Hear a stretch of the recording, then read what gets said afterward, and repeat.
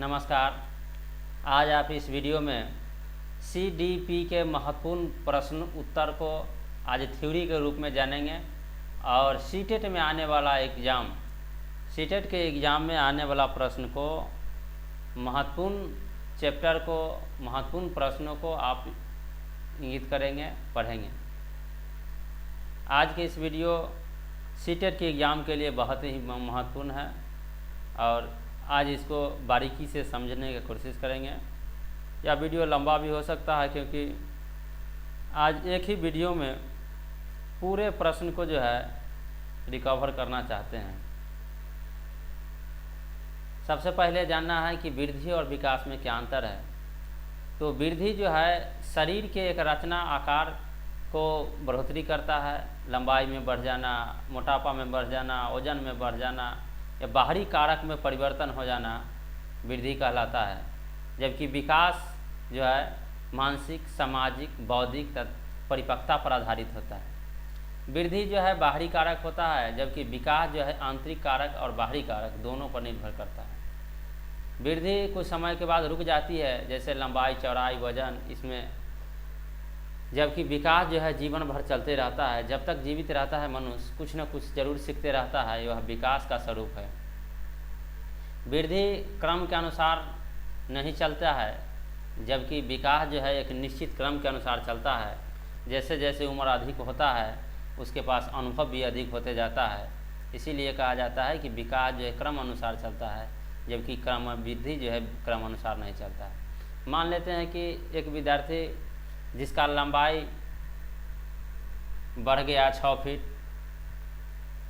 वह 10 वर्षों का है, और एक विद्यार्थी जिसका लंबाई 6 फीट का है वो 30 वर्षों का है। दोनों को लंबाई सेम हो गया, जबकि उम्र सेम नहीं है और उसके आंतरिक जो दिमाग है वो भी बराबर नहीं होगा। वह शरीर के हिसाब में तो बराबर हो गया, वृद्धि हो गया, जबकि विकास नहीं हुआ। विकास के मतलब होता है मानसिक, सामाजिक, संवेगात्मक, बौद्धिक हर तरह से परिपूर्ण हो तो उसको विकास कहा जाता है। जबकि वृद्धि किसी भी क्षेत्र में, जैसे लंबाई बढ़ गया, वजन बढ़ गया, मोटापा बढ़ गया, तो यह वृद्धि कहलाता है। ठीक है। अगला सवाल है कि वृद्धि का हम मापन कर सकते हैं, जबकि विकास का मापन करना संभव नहीं है। अगला आगे है कि वृद्धि केवल परिणात्मक होता है, विकास परिणात्मक और गुणात्मक दोनों होता है। और अगला पॉइंट इससे बनता है कि वृद्धि होने के से विकास का हो सकता है और नहीं भी हो सकता है, जबकि यह कहा जाता है कि विकास वृद्धि के बिना संभव नहीं है। और अगला पॉइंट बनता है कि परिपक्वता आनुवांशिक विन्यास के पूर्व निर्धारित के रूप में प्रकट होने का कहलाता है, और यह हेरिडिटी और रिलेटेड, वह बड़े होने पर मैच्योरिटी आती है, यानी परिपक्वता होता है। आगे विकास का आयाम क्या है। विकास का आयाम क्या है? तो विकास बहुआयामी होता है, मल्टी डायरेक्शन के रूप में होता है। यानी विकास जैसे शारीरिक विकास और गत्यात्मक विकास। विकास जो है 2 प्रकार का हुआ, शारीरिक विकास और गत्यात्मक विकास। गत्यात्मक विकास यह एक तरह के बालक के शरीर के विकास से जुड़ा हुआ है। यह मसल्स, हड्डियों, क्षमता और उनको कंट्रोल करने से संबंधित होता है गत्यात्मक विकास। गत्यात्मक विकास होता है तो बच्चा दौड़ना, चलना, खेलना, कूदना, इसके विषय में वह जानने लगता है और उसके पास मोटर स्किल होता है, ग्रोस स्किल होता है। जैसे किसी को देख रहा है दौड़ता तो वो भी दौड़ने का प्रयास करेगा, किसी को देख रहा है नाचना तो वह नाचने का प्रयास करेगा। अन्य तरह के जो भी गतिविधि वह देखता है उस तरह को वह करने की कोशिश करता है और कर पाता है। ऐसे ही विकास को कहते हैं गत्यात्मक विकास। जैसे नाच करने का सीख जाता है बच्चा तो गत्यात्मक विकास हुआ। शारीरिक विकास जिसमें वृद्धि, शरीर की लंबाई, चौड़ाई, वजन बढ़ गया उसको कहेंगे शारीरिक विकास। आगे है fine motor skill and gross motor skill में क्या अंतर है। फाइन मोटर स्किल जिसमें मसल्स का कम यूज हो उसको कहेंगे मोटर स्किल। जैसे मान लेते हैं कि लिखना हो गया, कैंची से कपड़ा काटना हो गया और खाना बनाना हो गया, इसमें शरीर का उपयोग कम होता है परंतु वह इसमें गतिशीलता अधिक होता है, उसको कहते हैं motor skill, fine motor skill. ठीक है। और जिस ग्रॉस मोटर स्किल उसको कहते हैं जिसमें मसल्स का ज़्यादा उपयोग होता है और दिमाग का कम उपयोग होता है, जैसे दौड़ना जिसमें शरीर के अधिक ऊर्जा का उपयोग किया जाता है और दिमाग के कम जरूरत होती है, ईंटा ढोना, काम करना, यह सब में शरीर के आंतरिक शक्ति का उपयोग अधिक होता है और दिमाग को कम उपयोग होता है, तो ऐसा स्किल को कहेंगे ग्रॉस मोटर स्किल।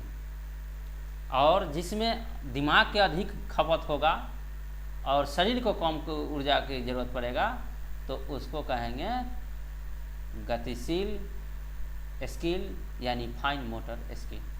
ठीक है।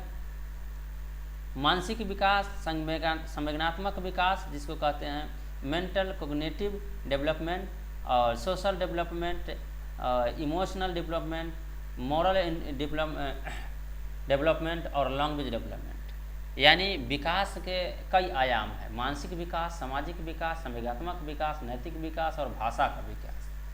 चलते हैं आगे। बाल विकास के सिद्धांत में प्रिंसिपल ऑफ चाइल्ड डेवलपमेंट में समान प्रतिमान और सिद्धांत के बारे में बताते हैं, जिसके अनुसार प्रत्येक जाति अपनी ही जाति के अनुरूप विकास की प्रतिनाप होता है। जैसे मानव हाथी का बच्चा जो होगा वो हाथी ही जैसा होगा, मानव का बच्चा होगा वो मानव जैसा होगा, बकरी का बच्चा होगा वह बकरी जैसा होगा, यानी हर जीव अपने ही जाति के समरूप होता है। ठीक है। इसको कहते हैं principle of similar pattern, principle of similar pattern, समान प्रतिमान का सिद्धांत। अगला सिद्धांत है विकास की दिशा का सिद्धांत। तो विकास की दिशा सिर से पैर की तरफ होता है। कोई भी जीव है जिसका विकास जब गर्भ में पलता है, बढ़ता है, तो सबसे पहले भ्रूण से जब जीव का निर्माण होता है, भ्रूण से जब बच्चे का निर्माण होता है, तो वह सबसे पहले उसका सिर से पैर की तरफ जो है से विकास होता है। जब हमारी विकास की दिशा सिर से पैर की तरफ होती है तो उसको कहते हैं मस्कध्वमुख भी कहते हैं। दूसरी तरफ जब हमारे विकास का क्रम मध्य से शुरू होकर बाहर की तरफ होता है तो उसे कहते हैं दुर्मुभिक। ठीक है। आगे निरंतरता का सिद्धांत क्या है? निरंतरता का सिद्धांत क्या है? विकास कभी न रुकने वाली प्रक्रिया है और यह जीवनोपरांत चलने की प्रक्रिया है, केवल इसकी मंद और तेज होती है। इसे कहते हैं निरंतरता का सिद्धांत, प्रिंसिपल ऑफ कंटिन्यूटी। यानी कोई भी व्यक्ति यदि मान लेते हैं कि एक विद्यार्थी है और वह 5 वर्षों का है, तो वह जो है अपने उम्र में नहीं 5 वर्षों में कुछ नहीं सीख पाया और वह 10 वर्षों के होगा तो 5 वर्षों वाला पढ़ाई सीखेगा। जब वह बूढ़ा हो जाएगा तो 10 वर्षों की पढ़ाई सीखेगा। यानी उसको सीखने के गति कम और बेस हो सकता है, परंतु कुछ न कुछ सीखते ही रहता है। बच्चा जन्म से लेकर के मृत्यु तक सीखते रहता है और वह व्यक्ति को कहा जाता है निरंतरता का सिद्धांत। निरंतरता का सिद्धांत होता है विकास। जैसे मान लेते हैं कि आज हम चलना सीखे, कोई कभी खेलना सीखे, कभी गाली देना सीखे, कभी झगड़ा करना सीखे, कभी पढ़ना सीखे, यानी कुछ ना कुछ सीखते रहता है। सिर्फ इसी बात को विद्यार्थी पर ध्यान देना होता है कि विद्यार्थी सीख क्या रहा है। जो ज़रूरत का चीज़ है, जो पहले ज़रूरत का चीज़ है उसको पहले सिखाना चाहिए, जो बाद के ज़रूरत का चीज़ है वह बाद में सिखाना चाहिए, तभी बच्चा जो है अच्छा होगा। नहीं तो बच्चा कुछ न कुछ सीखता जरूर है। और इस सिद्धांत को कहते हैं प्रिंसिपल ऑफ कंटिन्यूटी का सिद्धांत, जीवनों उपरांत सीखना। आगे पॉइंट है कि सामान्य से विशिष्ट क्रियाओं का सिद्धांत, प्रिंसिपल ऑफ जनरल टू एसिपिलिव रिस्पॉन्स। अब कह रहा है कि समानता से विशिष्ट क्रिया का सिद्धांत के अनुसार, यानी कोई भी बच्चा साधारण रूप से विशिष्ट रूप में जाता है। जैसे पहले हल्का हल्का कोई चीज़ बोलना सीखता है, फिर उससे भारी शब्दों को बोलना सीखता है, फिर ऐसा स्थिति आता है कि वह विशिष्ट शब्दों का उच्चारण कर लेता है। जैसे चलना, बोलना, बैठना, खेलना, दौड़ना, इसमें भी साधारण प्रति रूप से विशिष्ट प्रतिरूप की ओर जाता है, हल्का से भारी की ओर, साधारण से असाधारण की ओर जाता है। इसको कहते हैं सामान्य से विशिष्ट प्रतिक्रिया का सिद्धांत। अगला पॉइंट है कि पूर्व अनुमान का सिद्धांत। पूर्व अनुमान का सिद्धांत है जिसमें विकास पूर्व अनुमान होता है, क्योंकि हम पहले से अनुमान लगा सकते हैं कि विकास किस दिशा में ज़्यादा होगा। जैसे विद्यार्थी का यह अनुमान लगाना होता है कि विद्यार्थी का मन किस काम में अधिक लगता है, किस काम में उसका विकास अधिक होगा। हर लोग किसी विशेष क्षेत्र में अधिक रुचि रखता है। जैसे मान लेते हैं किसी को नाच करने में अधिक रुचि है, किसी को खेलने में अधिक रुचि है, किसी को गाना गाने में अधिक रुचि है, या किसी को जो पढ़ने में अधिक रुचि है, किसी को मौन रहने में अधिक रुचि है, तो किसी को तारी पी कर सोने में अधिक रुचि है। जिसको अधिक रुचि जिस काम में लगे हो जाता है उसको जो है, तो इससे अनुमान लगाया जा सकता है कि पूर्व का अनुमान लगाया जा सकता है विकास के क्रम में। और अगला पॉइंट है कि एकीकरण का सिद्धांत क्या है। तो बच्चों में एकीकरण का गुण पाया जाता है। जब हम किसी एक काम को करने के लिए हमने हाथों पैरों के साथ मिलाकर के काम करते हैं तो इसको कहते हैं एकीकरण का सिद्धांत। जैसे मान लेते हैं कि रोटी बनाना, तो रोटी बनाने के लिए हमको अन्य हाथ को भी चलाना पड़ेगा, एक जगह खड़ा रहना पड़ेगा, अनेक प्रकार के जो है से उसके लिए प्रतिक्रिया करना होता है। पढ़ना है, लिखना है, तो यहाँ पर शरीर के हर अंग मिल करके और एक काम को करने में जुट जाता है, तो इसको कहते हैं एकीकरण का सिद्धांत, प्रिंसिपल ऑफ यूटरी प्रोसेस। आगे है व्यक्तिगत विभिन्नता का सिद्धांत, प्रिंसिपल ऑफ इंडिविजुअल डिफरेंस, व्यक्तिगत विभिन्नता का सिद्धांत। तो इस सिद्धांत के अनुसार कहा जाता है कि बच्चा का विकास व्यक्तिगत विभिन्नता के अनुसार चलता रहता है। यह ही नहीं मानना है कि हर बच्चा का विकास जो है एक समान रूप से होगा।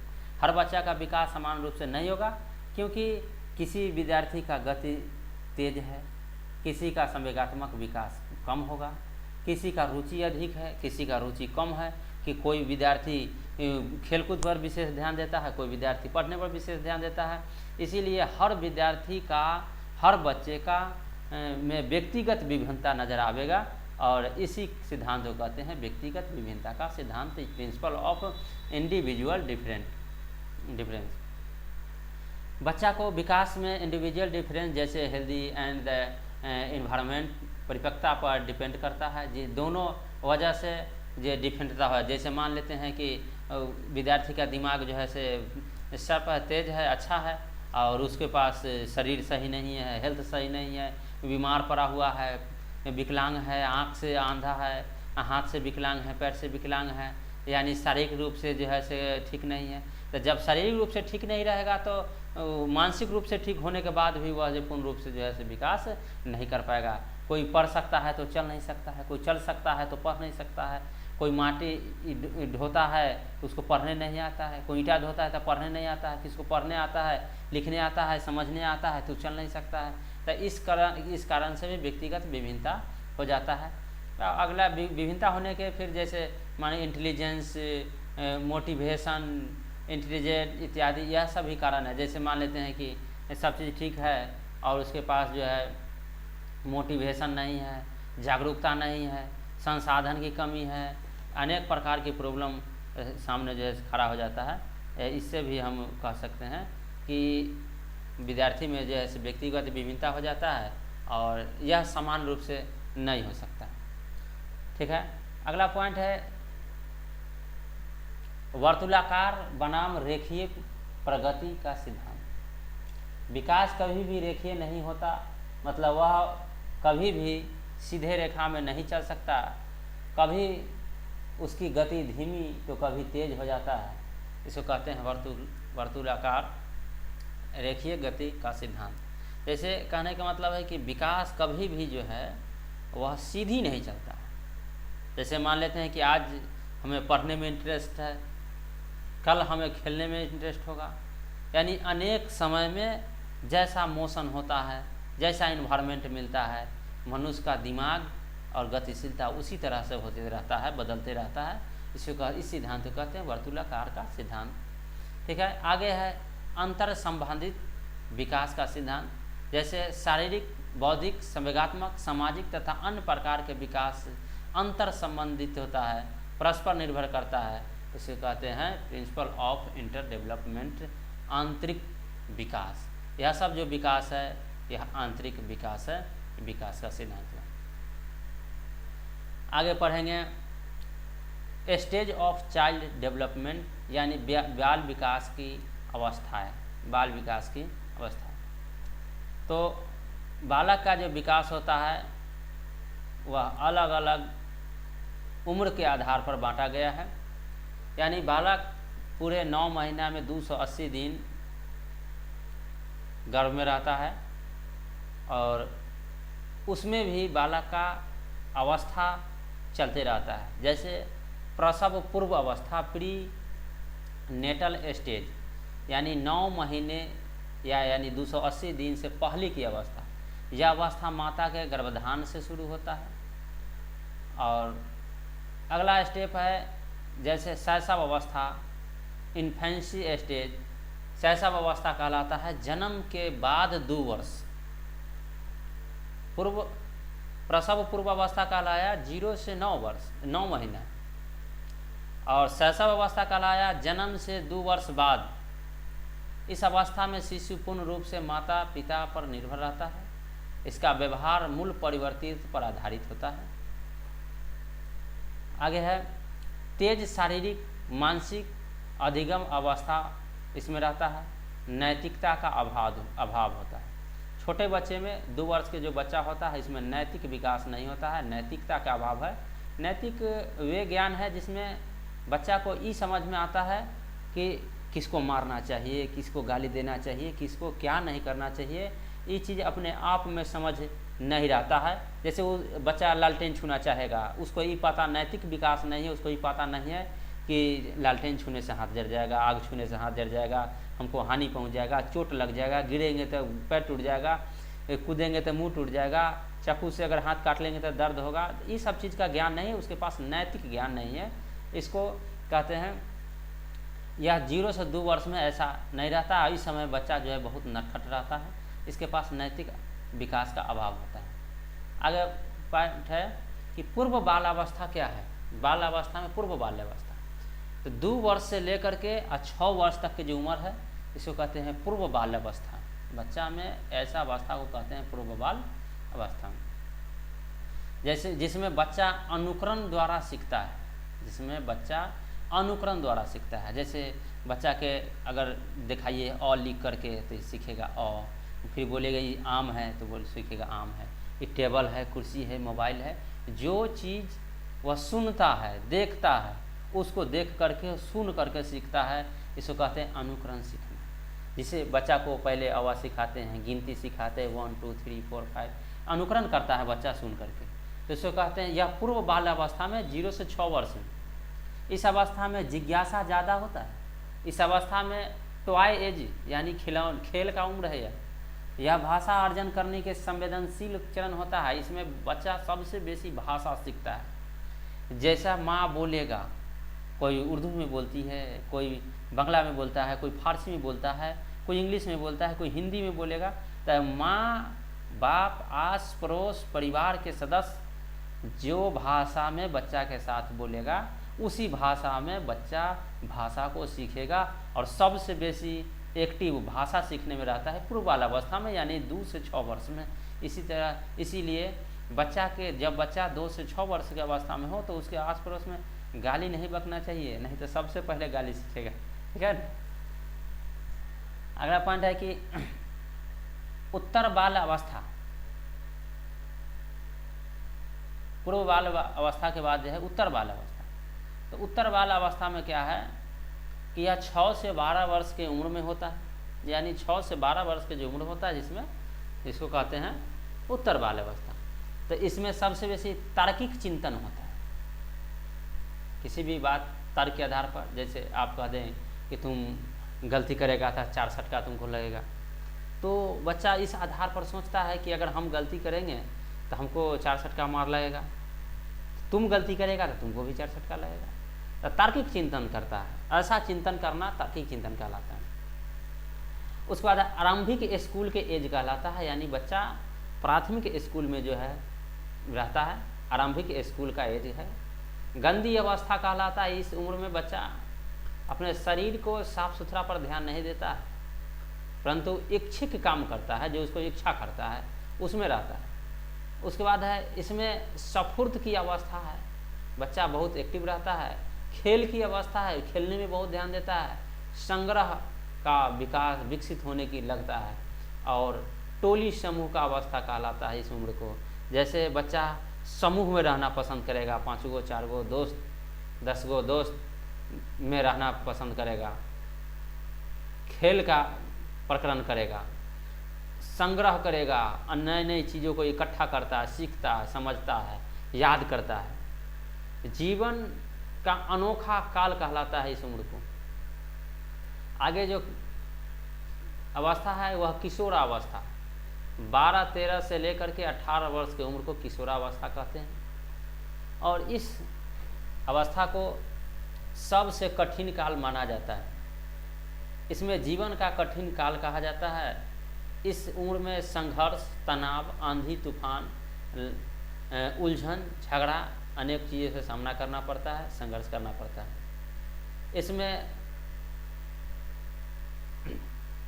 विषमलिंगी आकर्षक होता है। इस उम्र में जो है विपरीत लिंग वाले मनुष्य के प्रति आकर्षण बढ़ जाता है। यानी एक पुल्लिंग है तो स्त्रीलिंग के प्रति आकर्षण अधिक होगा, अगर स्त्रीलिंग है तो पुल्लिंग के प्रति आकर्षण अधिक होगा। यानी सेम लिंग में आकर्षण नहीं होता है, विकर्षण होता है। सेम लिंग में तो आपस में झंझट भी हो जाता है। जबकि विपरीत लिंग में अगर कोई व्यक्ति मिलता है तो उसके प्रति आकर्षण बढ़ जाता है। इसे कहा जाता है विषम लिंगी आकर्षक। और इस उम्र को गोल्डन एज भी कहा जाता है, स्वर्ण काल भी कहा जाता है। विद्यार्थी चाहे तो इस उम्र में संभल जाए, विद्यार्थी चाहे तो इस उम्र में बिगड़ जाए, विद्यार्थी चाहे तो इस उम्र में जीवन का करियर अच्छा बना ले, और विद्यार्थी चाहे तो इस उम्र में जीवन का करियर खराब बना ले। इसीलिए इसको स्वर्णिम काल भी कहा जाता है। इस अवस्था में वीर पूजा की भी भावना होता है। यानी हर बच्चा इस उम्र में चाहता है कि हमारा बड़ाई हो, बड़प्पन हो। उसको शिकायत करने के बाद जो है सो वह काम करना बंद कर देगा। उसके बाद इस अवस्था में बच्चे अमूर्त चिंतन करते हैं, अब्स्ट्रैक्ट थिंकिंग। मूर्त चिंतन उसको कहते हैं जो देख करके चिंता करते हैं, सोचते समझते, मूर्त चिंतन होगा। यहाँ पर इस उम्र में अमूर्त चिंतन करता है, जो आगे के बारे में सोचता है। ऐसा करता है कि हम पढ़ेंगे तो मैट्रिक पास होंगे, ऐसा सोचता है, नहीं पढ़ेंगे तो पास नहीं होंगे। जो चीज़ नहीं देखा है, भविष्य में होने वाला है, ऐसा भी चीज़ को सोचने लगता है इस उम्र में। इसको कहते हैं अमूर्त चिंतन। किशोरावस्था को कठिन काल कहा जाता है, संघर्ष का काल, तनाव का काल, आंधी तूफान का काल, उलझनेपन के काल और विषमलिंगी आकर्षण का काल, स्वर्ण काल, वीरापन का काल और अमूर्त चिंतन का काल कहा जाता है। आगे है इंटेलिजेंस क्या है, यानी बुद्धि क्या है। इंटेलिजेंस यानी बुद्धि। बुद्धि समस्या को सुलझाने में मदद करती है। हर मनुष्य में बुद्धि होता है, किसी में बुद्धि कम, किसी में बुद्धि अधिक, अलग अलग जो है तरह से होता है। और इसको कहते हैं समस्या सुलझाने वाली ज्ञान, इसको कहते हैं बुद्धि। बुद्धि से ही व्यक्ति का तर्क होता है, थिंकिंग करता है, इमेजिनेशन करता है। इंटेलिजेंस एक मल्टी डिमेंशनल और कठिन योग्यता है, कॉम्प्लेक्स कम्प्लिटी के एक सेट है। यानी तर्क करना, सोचना, इमेजिंग करना, यह सब चीज़ जो है बुद्धि के कमाल है। बुद्धि अस्थाई और परिवर्तनशील भी होता है। बुद्धि अस्थाई भी होता है और परिवर्तनशील भी होता है। बुद्धि अनुकूलन स्थापित करने में मदद करता है। एक बुद्धिशील व्यक्ति जिस अवस्था में जहाँ भी रहेगा, वो अपना जीवन जीने के लिए उस माहौल में प्रविष्ट कर जाएगा, आराम से उस माहौल को एक्सेप्ट कर लेगा, एडेप्टेशन कर लेगा। यानी मान लेते हैं कि वह कहीं गया और वहाँ इंग्लिश बोलने वाला है, तो बुद्धिदार व्यक्ति उसको इंग्लिश को समझने सोचने लगता है और उसको सीख करके उसमें रहने लगता है। कहीं अगर चोर है तो चोर के टोला में रह गया तो वह उसके में भी एडजस्ट कर लेगा। यानी बुद्धिदार व्यक्ति हर माहौल में एडजस्ट कर लेता है, उसके पास एडेप्टेशन करने की क्षमता अधिक होता है। जबकि अनपढ़ व्यक्ति हर माहौल में एडेप्टेड नहीं कर पाता है, वह उसमें एडेप्टेशन नहीं कर पाता है और वह उससे भागते चलता है। कम बुद्धिदार व्यक्ति हर जगह एडजस्ट नहीं होगा, वहाँ से भाग निकलता है, क्योंकि वह अपने अनुरूप सोचता है और पूरे पृथ्वी पर अलग अलग जगहों पर अलग अलग तरह के एडेप्टेशन है, माहौल है, इन्वायरमेंटल है। बस इसीलिए कहा जाता है कि कम बुद्धि वाला जो व्यक्ति है वह हर जगह पर नहीं रह सकता है। आगे बुद्धि के प्रकार, तो बुद्धि 3 प्रकार के होते हैं। बुद्धि को जो है 3 भागों में बांटा गया है। सबसे पहले कि मूर्त बुद्धि, अमूर्त बुद्धि और सामाजिक बुद्धि। मूर्त बुद्धि, अमूर्त बुद्धि या सामाजिक बुद्धि। तो मूर्त बुद्धि किसे कहते हैं?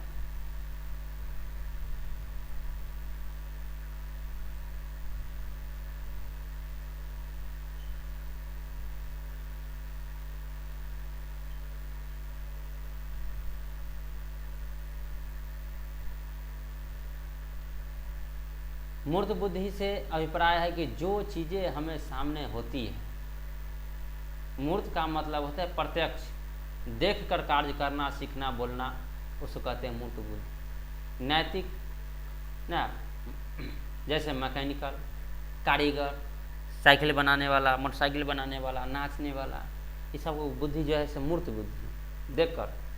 जबकि अमूर्त बुद्धि जैसे गणित बनाने वाला, जैसे वैज्ञानिक, इंजीनियर, भविष्य के बारे में सोच करके वह कार्य कर लेता है, आगे की जो चीज़ नहीं देख पाता उसको भी जैसे संज्ञान कर लेता है, उसको कहते हैं अमूर्त बुद्धि। देख करके मूर्त बुद्धि और बिना देखे हुए अमूर्त बुद्धि। ठीक है, जैसे डॉक्टर हो गया, कवि हो गया, चित्रकार हो गया, मूर्तिकार हो गया, इस सब के पास जो ज्ञान होता है वह होता है अमूर्त बुद्धि। सामाजिक बुद्धि, जो हमें समाज से भी होते हैं, जो समाज से भी होते हैं, समाज के लिए कार्य करते हैं, समाज के कल्याण के लिए जो एक्टिव रहता है, उसके पास जो माइंड होता है, दिमाग होता है, उसको कहते हैं सामाजिक बुद्धि। जैसे नेता, व्यवसाय, समाज सेवी, अध्यापक ना, सामाजिक, इस सब लोग में सामाजिक बुद्धि होता है और समाज के प्रति सोच रखता है। 1916 ईस्वी में टर्मन के द्वारा बुद्धि उपलब्धि के संशोधित सूत्र के द्वारा जो है से एक सूत्र प्रतिपादन किया।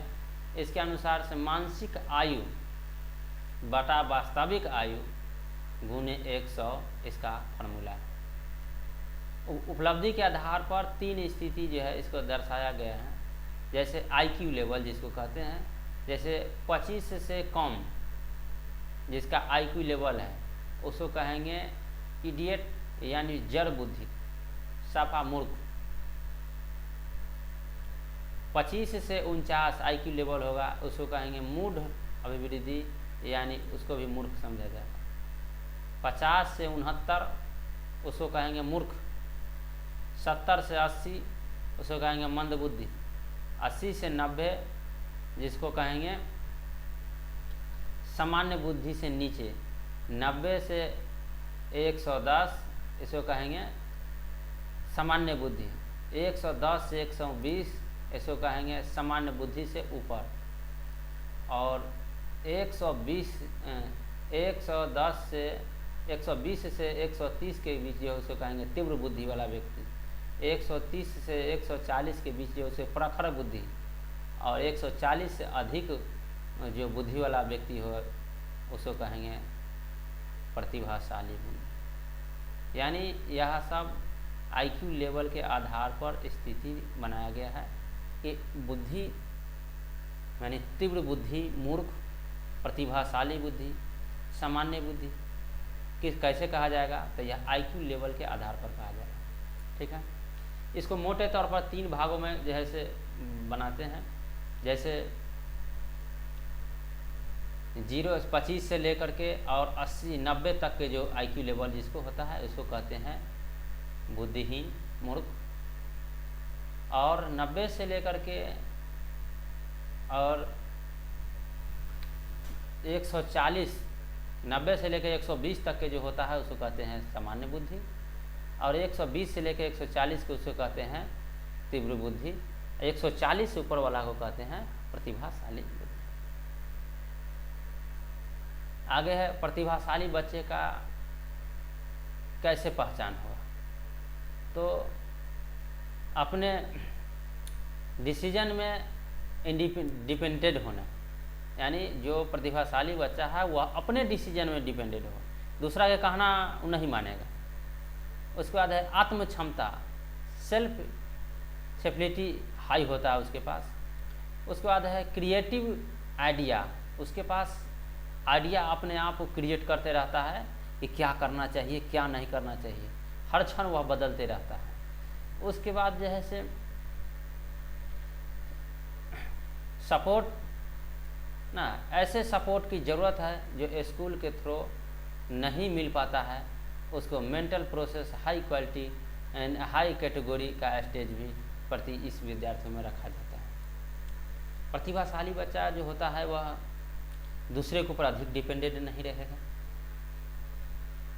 वह किसी दूसरे को बात को पूर्ण रूप से नहीं मानेगा।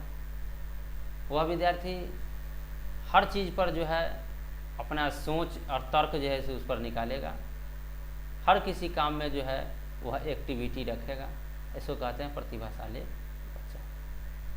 आगे बुद्धि के सिद्धांत, बुद्धि के कई सिद्धांत है, जैसे एक कारक सिद्धांत। जैसे एक कारक सिद्धांत का प्रतिपादन बीने ने किया था। उन्होंने बताया था कि सभी व्यक्तियों में एक ही प्रकार की बुद्धि होती है जो सभी कार्यों को करता है, इसको कहते हैं एक कारक सिद्धांत। अगला पॉइंट है कि विधि कारक द्विकारक सिद्धांत। इस कारक के स्पीयरमैन के द्वारा बताया गया था। इसने कहता है कि यह दो प्रकार के तत्वों से मिलकर बना हुआ है, एक में है सामान्य तत्व, दो में है विशिष्ट तत्व। हर व्यक्ति में समान बुद्धि जन्मजात होता है जो हर किसी में अलग अलग होता है, और दूसरा विशिष्ट बुद्धि वे बुद्धि यह दूसरे में अर्जित करने वाला बुद्धि है। जैसे मान लेते हैं कि हम कोई चीज़ बच्चा को सिखा रहे हैं, अपने सीखना और सीख कर सिखाना बहुत का अंतर है। विशिष्ट ज्ञान जिसके पास होता है वही सीख कर सिखा सकता है। आगे है समूह तत्व का सिद्धांत। कहता है इस सिद्धांत के प्रतिपादन थर्स्टन के द्वारा किया गया था। इस सिद्धांत के अनुसार द्विविधि कई प्रकार का योग्यता का मिश्रण है, इसमें विभिन्न प्रकार के समूह पाई जाती हैं। जैसे समूह में सीखने वाला है शाब्दिक भाषा बुद्धि, तार्किक गणितीय बुद्धि, स्थानिक बुद्धि, शारीरिक गति बुद्धि, संगीतात्मक बुद्धि, अंतर्व्यक्तित्व बुद्धि, इस प्रकार का। तो अलग अलग बुद्धि के बारे में समझते हैं। सबसे पहले शाब्दिक भाषाई बुद्धि क्या है। इसके माध्यम से शब्द और भाषा का ज्ञान होता है। जिन व्यक्तियों में उनका विकास अधिक होता है, जैसे वे भाषा का ज्ञान अधिक होगा तो वकील बनेगा, कवि बनेगा, पत्रकार बनेगा, तो व्यास बनेगा। इसके पास शाब्दिक भाषाई बुद्धि अधिक होता है। और आगे है तार्किक बुद्धि। जिस विद्यार्थी में जो व्यक्ति में तार्किक बुद्धि अधिक होगा वह मैथमेटिशियन बनेगा, वैज्ञानिक बनेगा, इंजीनियर बनेगा, अकाउंटेंट बनेगा, बैंक मैनेजर बनेगा, यह सब चीज़ होगा। स्थानिक बुद्धि, जिस व्यक्ति में स्थानिक बुद्धि होगा उनका विकास मूर्तकार, चित्रकार, यह सब के रूप में होगा। जैसे वह देख करके कोई कार्य जो है करेगा, चित्र बनाएगा, मूर्ति बनाएगा। आगे शारीरिक बुद्धि, गति बुद्धि, शरीर के गति देने वाले बुद्धि। जैसे जिन व्यक्तियों में इसका विकास अधिक होता है वह अभिनेता, अभिनेत्री, इस प्रकार के कार्य करता है, बनता है। आगे है संगीतात्मक बुद्धि। इस प्रकार के बुद्धि जिसमें अधिक होता है वह सिंगर बनता है, वह इंजीनियर बनता है।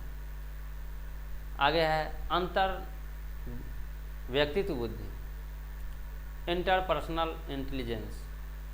इसके द्वारा दूसरे व्यक्ति के साथ कैसे इंटरेक्ट किया जाए यह पता चलता है, और वह बच्चा जो है वह हर व्यक्ति को, अनुभव को जो है, चेतना को जागृत कर लेता है, यानी अगला क्या कर रहा है उस चीज़ को, अनुभव को एक कलेक्ट कर लेता है और जल्द जो है एडेप्टेशन कर पाता है।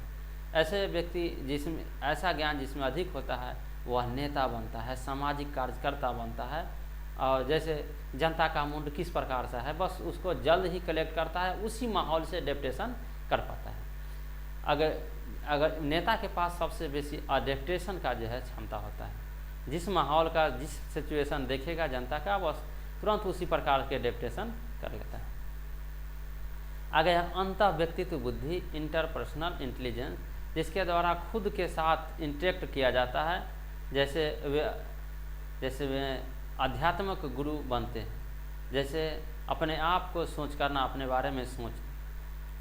प्रकृतिवादी बुद्धि, यह बुद्धि के व्यक्ति जिसमें जैसे किसान हो गया, इस लोगों को पास प्रकृतियाँ जैसे वर्षा होना, आंधी होना, तूफान होना, फसल का उपजना, यानी प्रकृति के जो घटना है उसको प्रतिक्रिया करते रहता है, ध्यान देते रहता है और उसका अनुभव उसके पास रहता है, उसके कहते हैं प्रकृतिवादी बुद्धि।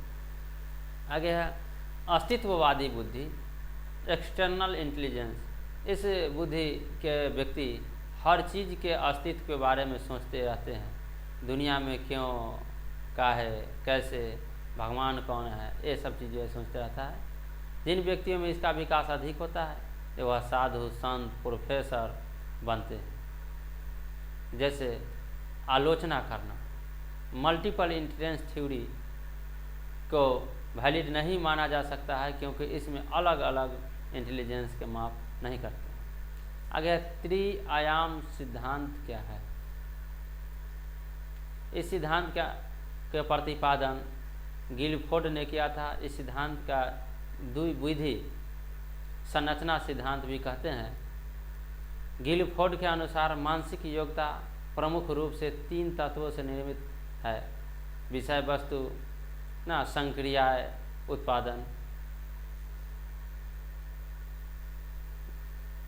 यह तीनों का नाम है अनुभवात्मक बुद्धि, घटकीय बुद्धि, संदर्भात्मक बुद्धि, यानी एक्सपीरियंशनल इंटेलिजेंस।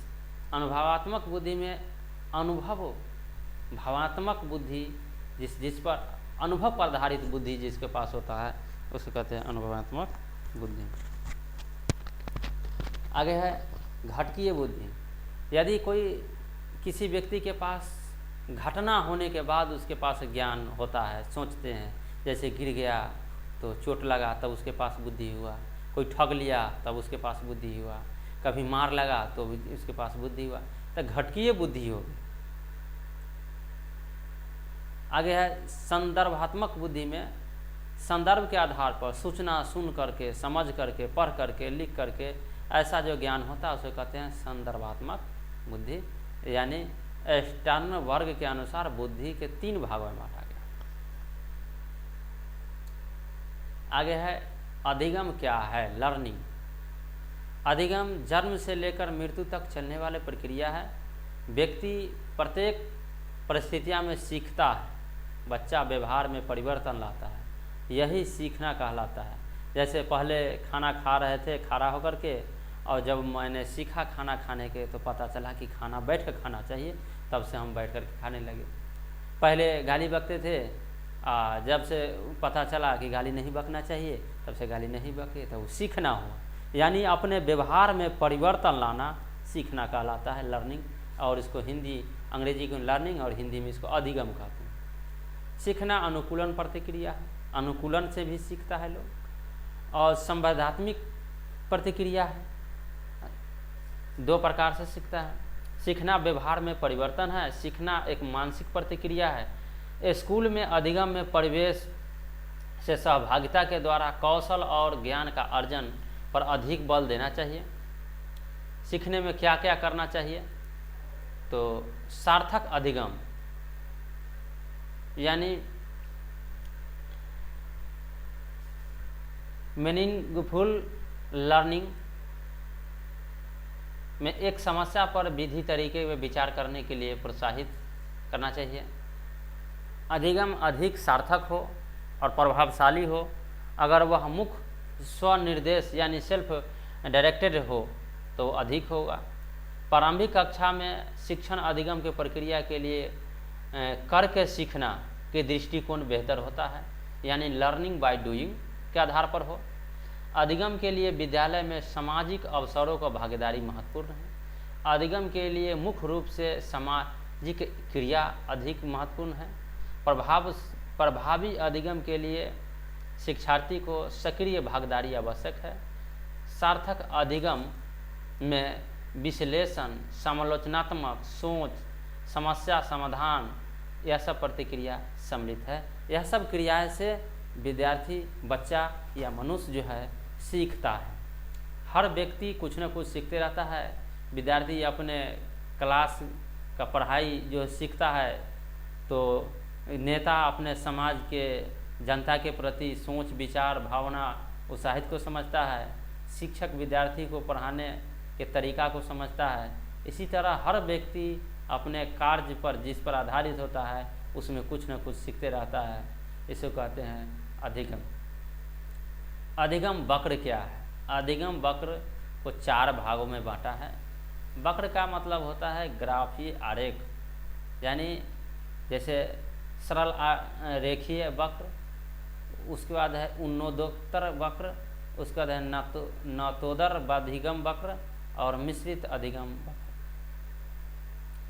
इसमें सीखने की गति एक समान होता है, इसको सरल रेखीय वक्र कहलाता है।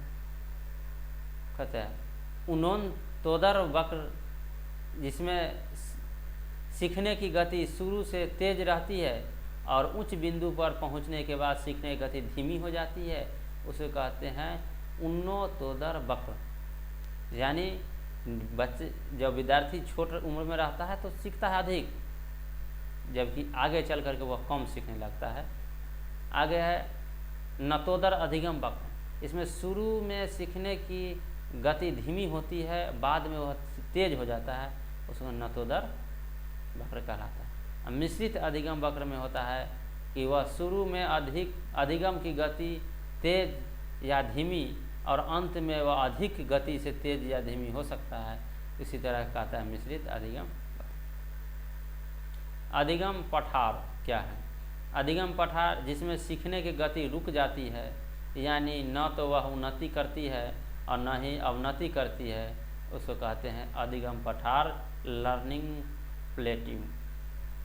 यानी वह न अब सीख रहा है न भूल रहा है, जितना सीखा उतना ही पाटका हुआ है, उसे कहते हैं अधिगम पठार। चलिए अगला टॉपिक पढ़ना है शिक्षण के स्तर। शिक्षण के स्तर। शिक्षण के स्तर को 3 स्तरों में बांटा गया है। एक में है स्मृति स्तर, यह हर्बर्ट ने दिया था। स्मृति स्तर का ज्ञान जो है हर्बर्ट ने दिया था। इस स्तर में बच्चों को रटने पर बल दिया जाता है, बच्चा को रटाया जाता है। कुछ चीज़ें जो है बच्चा को हरदम रटाया, जैसे मान के गिनती। सबसे पहले बच्चा को गिनती जो है रटाया जाता है, 1 2 3 4 5 इस तरह से सिखाया जाता है। उसके बाद वह वस्तु पर ले जाया जाता है, वह ज्ञान को मूर्त ज्ञान मिल जाता है। उसके बाद ये शिक्षण अधिगम प्रतिक्रिया का सबसे निचला स्तर है, सबसे पहले। उसके बाद इस स्तर के शिक्षण अधिगम का उद्देश्य केवल ज्ञान प्राप्त करना है। यह छोटी कक्षाओं के लिए होता है, रटने का ज्ञान छोटी कक्षाओं के लिए होता है। आगे है समझ बोध स्तर। इस स्तर को स्मृति यानी यादाश्त स्तर को कुछ ऊंचा होता है। इस तरह में रटने की बजाय ज्ञान को अच्छी तरह से समझने पर बल दिया जाता है। इस स्तर में बच्चों को जो ज्ञान दिया जाता है वह नियम सिद्धांत बताए जाते हैं और इस तरह प्रदान किए जाते हैं ताकि बच्चा का व्यवहारिक प्रयोग कर सकें। आगे है चिंतन स्तर। यह शिक्षण अधिगम का सबसे ऊंचा स्तर है। इस स्तर में बच्चों को अपनी मानसिक शक्ति का विकास पर पूर्ण अवसर प्राप्त होता है। इसमें पहले बच्चों को विभिन्न नियमों सिद्धांत को जानकारी दी जाती है, उन्हें स्वतंत्र रूप से इस पर चिंतन करने के लिए निष्कर्ष निकालने का अवसर दिया जाता है। तो यह 3 प्रकार के जो है बच्चा को, पहला स्तर जो है स्मृति स्तर, यादाश्त करने यानी याद करने, रटने पर आधारित। दूसरा है समझने पर आधारित और तीसरा है चिंतन करने पर आधारित। तो रटने वाला जो आधारित जो व्यवस्था है, सिद्धांत है, वह सबसे छोटी उम्र में सबसे पहली अवस्था में किया जाता है। दूसरा है मध्य अवस्था में जो होगा समझने वाला होगा, और हाईएस्ट अवस्था में जो है चिंतन करने वाला होगा। आगे है सूक्ष्म शिक्षण क्या है, माइक्रो टीचिंग क्या है। सूक्ष्म टीचिंग यह शिक्षण एक छोटा सा स्वरूप है जिसमें जैसे क्लास में शिक्षण क्रिया में सूक्ष्म रूप से कार्य करती है। जैसे सूक्ष्म शिक्षण के क्रम में समय में अधिक दक्षता प्रदान करना। सूक्ष्म शिक्षण से शिक्षक को कौशल का विकास किया जाता है, जैसे श्यामपट्ट कौशल हो गया, पुनर्बलन कौशल हो गया, प्रश्न प्रवाह कौशल हो गया। ये सब जो कौशल है तो सूक्ष्म शिक्षण कौशल कहलाता है। जैसे मान लीजिए कोई काम हम 5 घंटा में कर रहे हैं, उसमें से थोड़ा सा तेजी लाए तो 4 घंटा में कर लेंगे, समय बचा लिए। तो हर चीज़ में कुछ समय को बचा लेना, रुपये को कम बचा लेना, इसको सूक्ष्म शिक्षण कहलाता है, माइक्रो टीचिंग कहलाता है। हर कोई चीज़ में से कुछ थोड़ा सा चीज़ जो है निकाल लेना, बचा लेना, माइक्रो टीचिंग कहलाता है। सूक्ष्म शिक्षण यानी माइक्रो टीचिंग की क्या प्रतिक्रिया है। जैसे पाठ्य योजना निर्माण करने से पहले टीचर पाठ्य योजना का निर्माण करेगा पढ़ाने से पहले कि कब क्या पढ़ाना है। उसके बाद है योजना बनाने के बाद टीचर क्लास में आकर पढ़ाएंगे। शिक्षक पढ़ाने के लिए 6 मिनट का समय रिजर्व लेगा। उसके बाद जो है फीडबैक देने के लिए 6 मिनट, पुनः पाठ्य योजना में 12 मिनट, पुनः शिक्षण 6 मिनट, और इस तरह से कुल मिलाकर के 36 मिनट। यानी हर कोई काम करने के लिए कुछ समय का निर्धारण कर लेंगे कब क्या करना है। ठीक है। आगे है अधिगम यानी स्थानांतरण, ट्रांसफर ऑफ लर्निंग।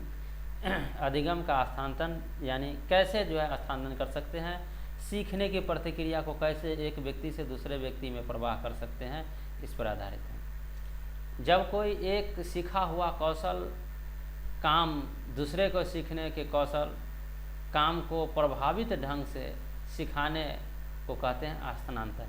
जैसे हम कोई चीज़ सीख गए और ये चीज़ हम दूसरों को सिखा रहे हैं, यानी अधिगम ट्रांसफ़र कर रहे हैं, ट्रांसफ़र ऑफ लर्निंग अधिगम को स्थानांतरण कहलाता है। आगे है किसी कार्य को करने का ज्ञान, योग्यता अथवा अनुभव के अन्य कार्यों को करने में सहायता देता है, सीखने के धनात्मक स्थानांतरण कहलाता है। जैसे भाषा, हिंदी भाषा को ज्ञान संस्कृत भाषा को सीखने में सहायता प्रदान करता है। इंग्लिश भाषा को सीखने के लिए वर्ड मीनिंग सहायता प्रदान करता है। एक भाषा को सीखने के लिए दूसरे भाषा जो है से मदद करता है। तो इस प्रकार को कहते हैं धनात्मक स्थानांतरण। और कुछ भाषा ऐसा भी है जो उसको ऋणात्मक कर देता है, जैसे सीखने में बाधा डाल देता है, वो सीखने से खराब हो जाता है, इसको कहते हैं ऋणात्मक स्थानांतरण। जैसे सीखने की प्रक्रिया में जब पूर्व अनुभव न हो तो सहायक हो, न ही बाधक हो, तो उसको कहते हैं शून्य स्थानांतरण। क्षैतिज स्थानांतरण जब किसी स्तर में अर्जित ज्ञान, अनुभव अथवा शिक्षण पर उपयोग व्यक्ति के द्वारा प्रकार में की लगभग समान स्थिति की किया जाता है, सीखने की क्षैतिज स्थानांतरण कहलाता है। जैसे गणित में जोड़ घटाने के प्रश्न हल करने की अभ्यास की तरह जो है होता है, इसको कहते हैं क्षैतिज। जैसे मान लेते हैं कि हमको गुना सीखना है तो जोड़ आना चाहिए इसके पहले, तभी तो गुना जोड़ सीखेंगे। भाग सीखना है तो घटाव आना चाहिए इसके लिए। तो इसके लिए यानी एक काम करने के लिए उससे पहले की काम आना चाहिए। तो ऐसा जो ज्ञान होगा उसको कहते हैं क्षैतिज स्थानांतरण का ज्ञान, जिसमें कोई प्रभाव न पड़े, शून्य स्थानांतरण का ज्ञान।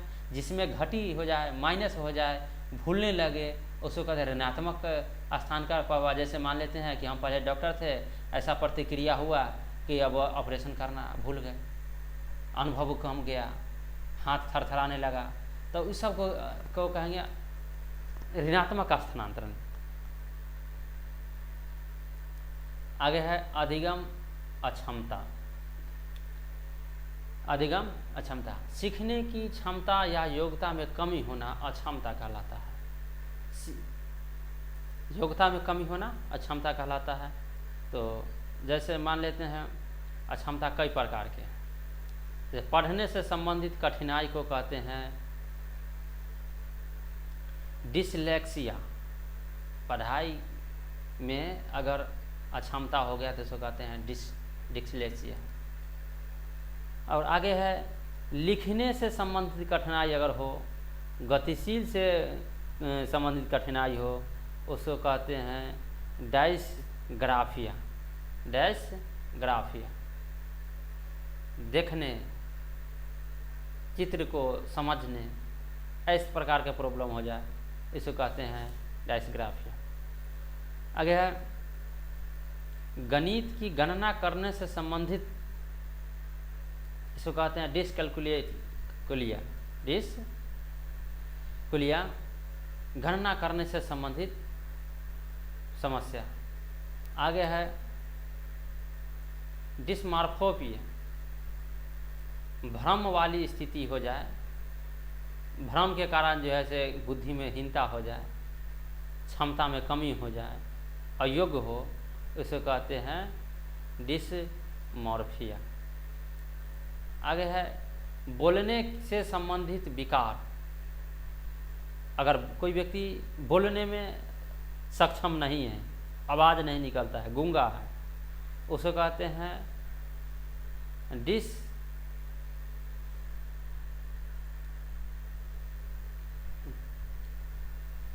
हेलो, हाँ, कहते हैं जो व्यक्ति बोलने से संबंधित विकार उत्पन्न कर लेता है या उसके पास बोला नहीं होता है, उसको कहते हैं डिस्पैसिया।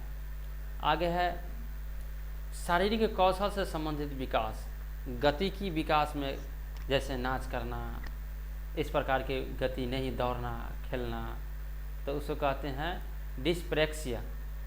डिस्प्रेक्सिया जो है वह शारीरिक कौशल संबंधित विकार है। और आगे है डिसथेरेमिया, तनाव से संबंधित जो ज्ञान है, विकार है, उसको कहते हैं डिसथेरेमिया।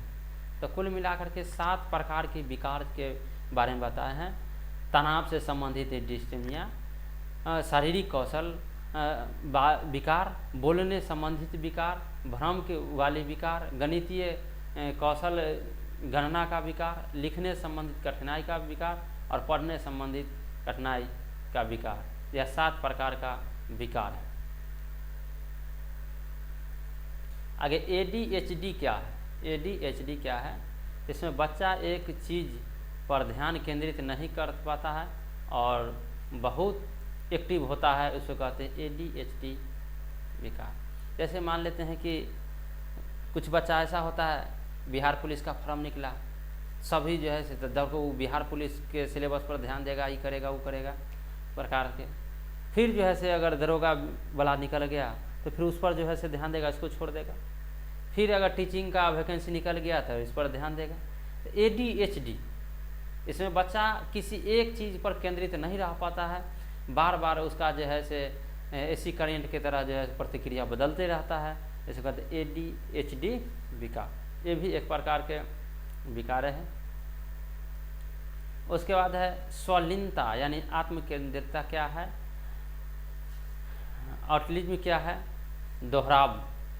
दोहराव रिपीटेटिव के बारे में को बार बार किए जाने वाला व्यवहार है, बिहेवियर है, जिसमें कोई भी बच्चा किसी भी कार्य को बार बार जो है रिपीट करता है, दोहराता है, उसको कहते हैं स्वालीनता।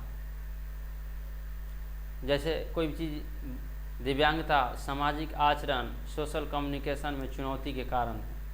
आगे RPWD एक्ट 2016 के अनुसार 1995 के स्थानांतरण पर PWD एक्ट 2016 लाया गया और इस एक्ट के अनुसार 7 प्रकारों से पढ़कर 21 प्रकार कर दिए गए हैं और साथ ही एक भी सुनिश्चित कर दिया गया है कि केंद्र सरकार के पास एक विकलांगता के प्रकार जोड़ने की शक्ति होगी। इसे कहते हैं RPWD। इसके द्वारा सुझाई गई युक्ति जीवन से सभी क्षेत्रों में समानता और गैर भेदभाव। अगर कोई भी व्यक्ति विकलांग है तो केंद्र सरकार उसको आरक्षण देगी नौकरियां देगी, समान अधिकार देगा और उसको साथ कोई भी व्यक्ति गलत व्यवहार या असमानता का व्यवहार नहीं कर सकता है। यह PWD कानून 2016 के अनुसार केंद्र सरकार देता है। 21 प्रकार के जो विकलांगता है, कुल मिलाकर अभी हम 7 प्रकार के विकार को बताए हैं, जिसमें कुल मिलाकर 21 प्रकार के विकार है और 21 प्रकार को विकार में संशोधित कर एक प्रकार का विकार यानी विकलांगता का विकार में केंद्र सरकार मान्यता दिया है और उसमें विकलांगता जो बच्चा है उसको विशेष अधिकार दे करके भेदभाव से दूर रखता है। यह PWD एक्ट 2016 के अनुसार लाया गया है।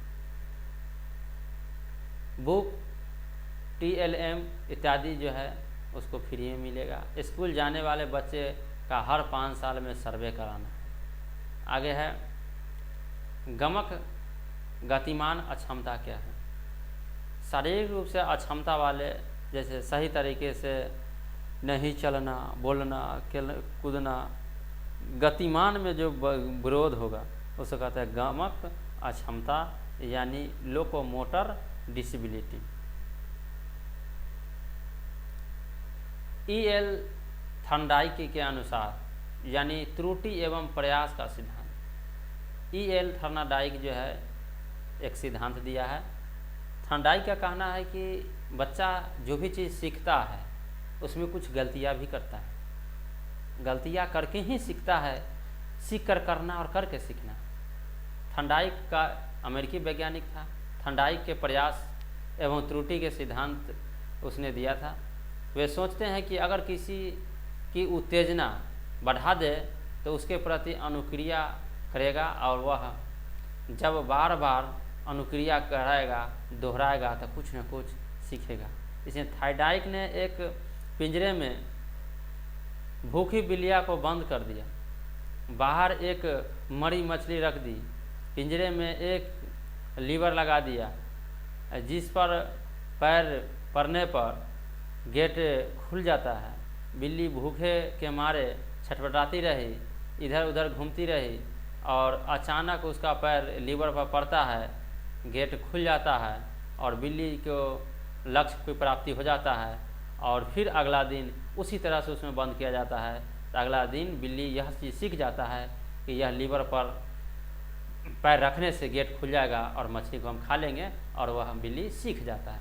यानी प्रतिक्रिया, उत्तेजक बढ़ाने से प्रतिक्रिया करता है, उसके बाद जो है फिर वह सीख पाता है। यह प्रयोग, यह सिद्धांत बताता है कि जब हम प्रयास करेंगे त्रुटियां होगी लेकिन अंत में हम अपने लक्ष्य तक पहुंच जाएंगे यानी सीख जाएंगे।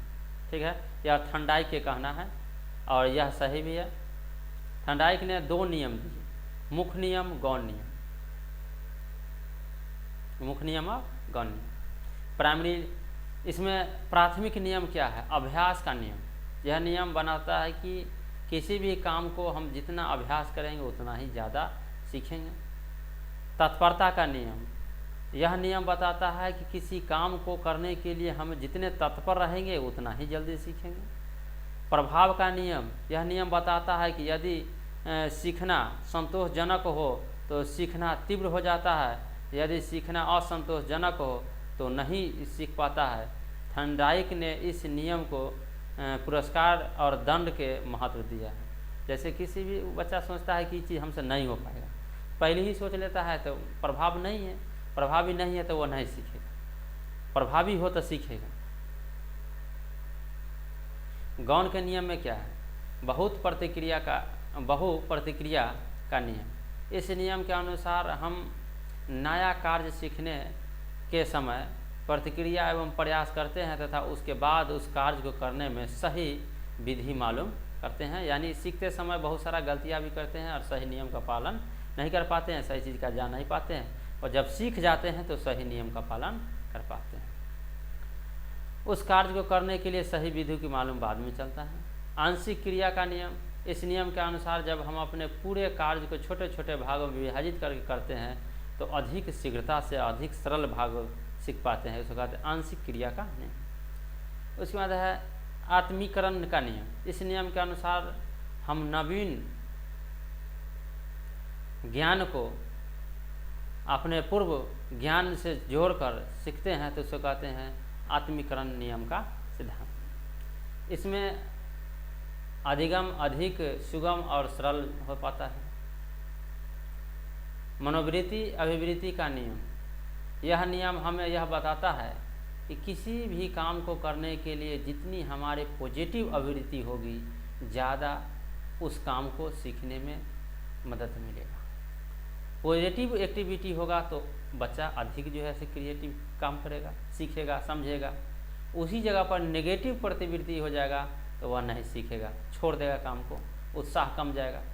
असहचार्य क्रिया का नियम, इस नियम के अभिप्राय यह है कि पहले की गई क्रिया को अन्य परिस्थिति में भी उस पर क्रिया को करना है, सहचार्य का नियम कहलाता है। बच्चे को एरर यानी इसके सीखने का प्रोसेस का एक पार्ट है, यानी गलतियां जो है सीखने का एक पार्ट है। ये बच्चे को थिंकिंग यानी को समझने में एक रिसोर्स का काम करता है। स्टूडेंट की एरर संकेत ना करती है, उन्हें यांत्रिक अभ्यास की ज़रूरत है। चलिए अगला पॉइंट है कि अल्बर्ट बंडूरा सामाजिक अधिगम का सिद्धांत है, social learning theory. Social learning theory, इस सिद्धांत के अनुसार अल्बर्ट बंडूरा कनाडा के निवासी है। अल्बर्ट बंडूरा जो है वह कनाडा का विद्वान है। उन्होंने सामाजिक अधिगम के सिद्धांत पर बल दिया, सामाजिक अधिगम के सिद्धांत दिया।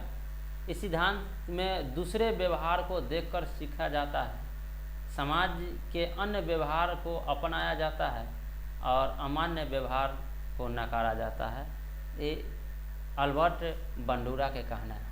अल्बर्ट बंडूरा कनाडा का वैज्ञानिक है, विद्वान है, और उसका कहना है कि समाज में जो भी व्यवहार है उस व्यवहार में जो अच्छा व्यवहार है, मान्य व्यवहार है, उसको सीखा जाता है, और जो अमान्य व्यवहार है उसको नकारा जाता है। ऐसा ही ज्ञान को कहते हैं सामाजिक अधिगम। जैसे मान लेते हैं कि समाज में जैसे एक व्यक्ति है, पूजा करना है, छठ पवनी करना है, दुर्गा पूजा करना है, दीपावली मनाना है, हिंदू धर्म का जो लोग है तो देखता है पूर्वज को करते हुए, इस तरह का ज्ञान जो है से वह एक्टिव क्रिएटिविटी करता है और सीखता है, और वह पूजा करने में उसको शर्म नहीं आता। यही हिंदू का बच्चा होगा और वो मस्जिद में जाएगा नमाज पढ़ने के लिए तो उसको शर्म लगेगा। क्यों? क्योंकि जिस धर्म से जिस धर्म में जैसा व्यवहार को मान्य है उसी को अपनाया है। हिंदू धर्म में नमाज पढ़ना मान्य नहीं है तो उसको नकारेगा। व्यक्ति देखता है दोनों ज्ञान, लेकिन हिंदू धर्म में नमाज पढ़ना मान्य नहीं है या व्यवहार मान्य नहीं, इसीलिए उसको अपनाएगा नहीं, वो शर्म लगेगा। मुसलमान छठ पर्व देखता है लेकिन वह छठ पर्व नहीं करेगा, नमाज पढ़ने जाएगा। क्यों? क्योंकि वह समाज में व्यवहार मान्य, उसके लिए नमाज पढ़ना मान्य है, तो वह व्यवहार को सीखेगा, समझेगा। यानी अलग अलग अपने कल्चर के अनुसार, संस्कृति के अनुसार, अपने रिलेटिविटी के अनुसार अपने सिद्धांत को, व्यवहार को ग्रहण करता है। यह अल्बर्ट बंडूरा का सिद्धांत है, अधिगम का सिद्धांत है, सोशल लर्निंग थ्योरी। इस सिद्धांत के अनुसार को अन्य नामों से भी जाना जाता है, जैसे अवलोकनात्मक अधिगम सिद्धांत, ऑब्जर्वेशन लर्निंग थ्योरी, अनुकरण करना ना, इमिनेशन करना, इंटिमिनेशन, और मॉडलिंग करना। Bandura according stage of learning, Bandura के अनुसार स्टेज ऑफ लर्निंग क्या अवस्था होता है, जैसे अवधान यानी एक्शन लर्निंग, उसके बाद धारणा लर्निंग जैसे रिटेंशन, उसके बाद है रिप्रेशन पुनरुत्पादन, और मोटिवेशन अभिप्रेरणा। ये 4 प्रकार का जो है उत्साह पर आधारित। आगे है पावलोव का सिद्धांत। पावलोव का सिद्धांत, पावलोव का सिद्धांत क्या है? आईपी पावलोव यह एक रूसी विद्वान है। आईपी पावलोव जो है वह रूसी विद्वान है। इन्होंने 1904 में नोबेल पुरस्कार ग्रहण किया, यानी इसको नोबेल पुरस्कार दिया गया। इनके अनुसार किसी भी उत्तेजना यानी पार्लर के अगर कोई सिंगल निर्धारण कर दे तो वह समान प्रतिक्रिया रिस्पॉन्स करेगा जिनका वह उत्तेजना बढ़ाने पर करता था। पावलर ने कुत्ते पर प्रयोग किया। पावलर ने जो है कुत्ते पर प्रयोग किया इस सिद्धांत को। सबसे पहले पावलर ने अपना प्रयोग कुत्ते पर किया तो कुत्ते को एक पिंजरे में भूखा रख दिया, उसने खाना दे दिया, उसे खाना दे दिया। खाने को देखते कुत्ता के मुंह से लार टपकने की शुरू हो गई। जब वह कुत्ते को देखता था तो खाना देने से पहले एक घंटी बजा देता था। कुछ दिन बाद कुत्ते को लगने लगा कि जब घंटी बजेगी तो खाना मिलेगा। अब जैसे ही घंटी बजती थी कुत्ता खाने से मुंह से लार टपकाने शुरू कर लेती थी। जब उत्तेजना बढ़ने का काम घंटी करा देता है और इस तरह कुत्ता के साथ संबंध स्थापित कर लेता है तो इस प्रकार का जो ज्ञान होता है, यानी किसी भी कार्य को कोई संकेत होता है और संकेत मिलने के बाद उसके उत्साह बढ़ जाता है तो उसको कहते हैं पावलर का नियम। जैसे मान लेते हैं कि किसान को वर्षा आने का संकेत अगर मिलता है, धान रोपने के सोचने लगता है। विद्यार्थी को छुट्टी होने के घंटी लगने वाला रहता है, सोचते रहता है कि अब 1 घंटी लग गया, 2 घंटी लग गया, तीसरा घंटी लगेगा तो छुट्टी हो जाएगा। तो वह सोचते रहता है, उत्साह बढ़ते रहता है, मतलब हर मिनट उस समय का इंतज़ार करते रहता है और उससे सीखता है। उसे कहते हैं अभी उत्प्रेरक में यह बल देता है। आगे है उद्दीपक सामान्यीकरण क्या है? जब व्यक्ति अनकंडीशनल एस्टिमेटिव प्रति होता है, क्रिया सीख लेता है तो उसे उद्दीपन से मिलते जुलते उद्दीपन के प्रति वैसा ही रिसोर्स, जैसे अलग अलग घंटिया के आवाज़ आने पर कुत्ता भी लार टपकाना शुरू कर देता है। विलोपन का सिद्धांत कंडीशनेट स्टिमुलस कहता इस सिद्धांत के अनुसार कहते कुछ समय के बाद रिसोर्स आना बंद हो जाता है। जैसे घंटी की आवाज़ के बाद अगर खाना न दिया जाए तो कुत्ते की लार आना बंद हो जाएगी, यानी वह अपने विमुख हो जाएगा। विभेदन क्या है? ओरिजिनल अनकंडीशनल स्टिमुलस और अदर स्टिमुलस के बीच विभेद या अंतर करना शुरू कर देता है। बहुत सारी घंटियाँ बजने के बावजूद कुत्ता को यह पहचानना होता है कि किस घंटी के बाद आवाज़ के बाद खाना आएगा, तो उस घंटी के आवाज़ में भी अंतर कर पाता है। आगे B.F. स्किनर के द्वारा प्रस्तुत अनुबंधन का सिद्धांत। B.N. स्किनर इस सिद्धांत का प्रतिपादन अमेरिका के हार्वर्ड विश्वविद्यालय के प्रोफेसर B.F. स्किनर ने किया था।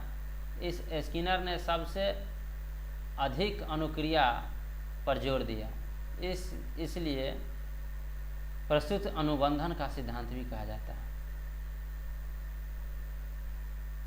कहता है B.F. स्किनर ने अपना प्रयोग पहले चूहे पर किया और इससे जो ज्ञान प्राप्त हुआ, जैसे इनके प्रयोग से निष्कर्ष निकलता है कि अनुक्रिया होती है, बाद में उद्दीपन मिलता है, वैसे पुनर्बलन होता है।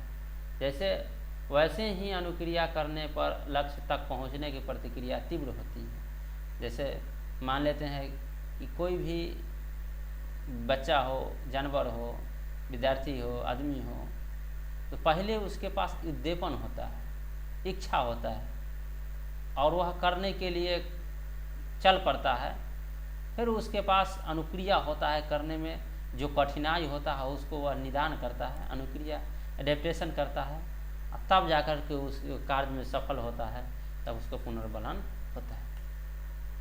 पुनर्बलन क्या है?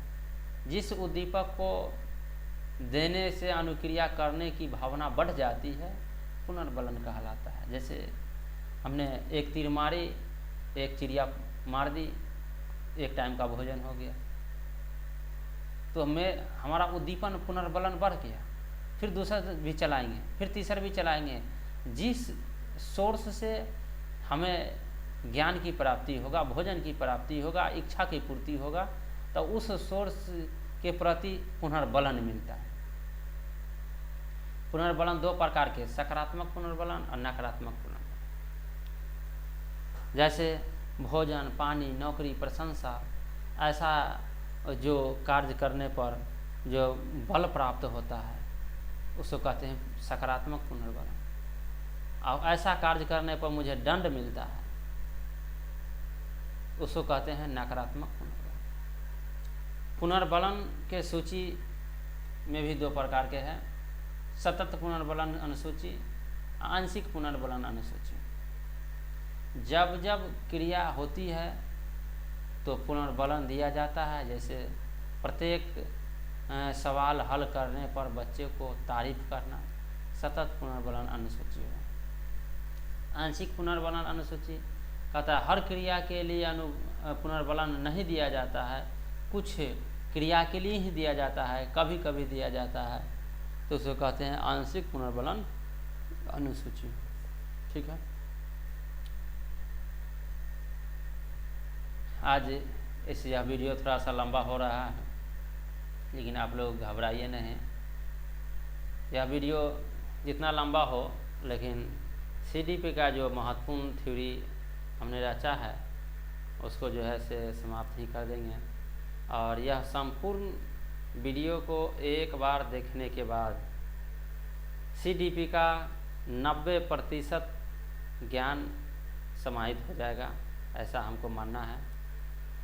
और इसमें एक भी टॉपिक हमने नहीं छोड़ेंगे, क्योंकि परीक्षा में हर टॉपिक पर नज़र डाल करके ही प्रश्न बनता है, ताकि जो है परीक्षा में ज़्यादा से ज़्यादा जो है प्रश्न को हम लोग जैसे टिक कर पाए। यदि अब यह चैनल पर आप नए हैं तो चैनल को सब्सक्राइब कर ले। GK GS math reasoning competitive exam में आने वाला जो भी प्रश्न है वह इसी वीडियो के इसी चैनल के माध्यम से इसी तरह जो है से मिलते रहेगा। आज DLED तैयारी करने वाला विद्यार्थी यानी CTET के एग्ज़ाम देने वाला विद्यार्थी के लिए यह वीडियो बहुत ही महत्वपूर्ण है, यह उसके लिए वरदान साबित होगा। ठीक है, आगे है मनोसामाजिक सिद्धांत क्या है। मनोसामाजिक सिद्धांत क्या है? इस सिद्धांत का प्रतिपादन जो है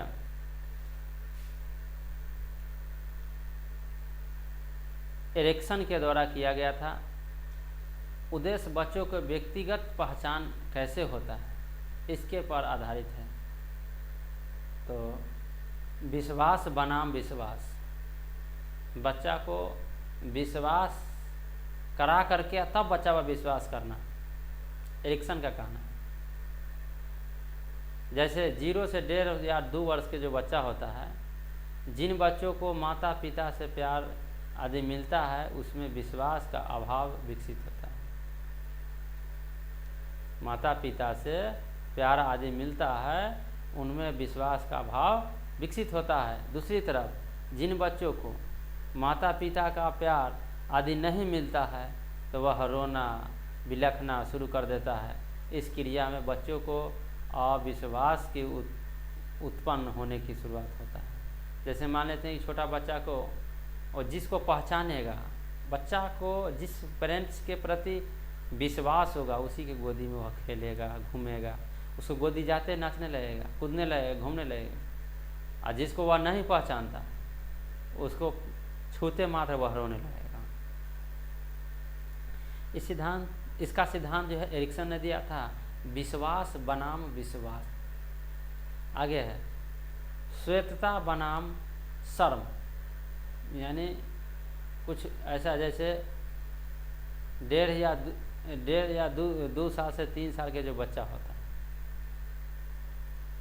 श्वेतता का अर्थ है स्वयं, अर्थात जब बच्चा खुद को खाना, पकड़ना, पहनना ज़्यादा पसंद करने लगते हैं, वे अब दूसरे पर निर्भर नहीं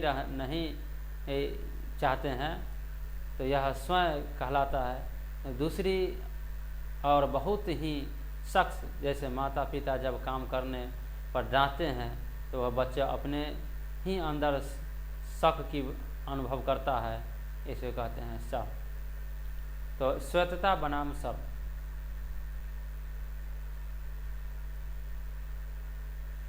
आगे है पहल बनाम दोष।